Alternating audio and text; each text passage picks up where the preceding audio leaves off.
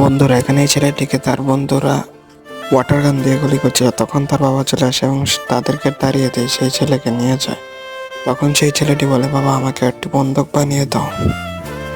তো এটার জন্য সেই বাবা একটি কাঠ নিয়ে নেয় এবং তারপরে আঁকাআঁকি করে সেটাকে ভালো মতো কেটে নেয়। তো কাঠ দিয়েও কি বন্দুক তৈরি করা সম্ভব, এটা কিন্তু তোমরা অবশ্যই কমেন্টে জানিয়ে দিবে। আর তোমরা যদি এই বাবার পরিশ্রমকে ভালোবেসে থাকো এবং সাপোর্ট করে থাকো তাহলে অবশ্যই ভিডিওটিতে একটি লাইক করে দিবে।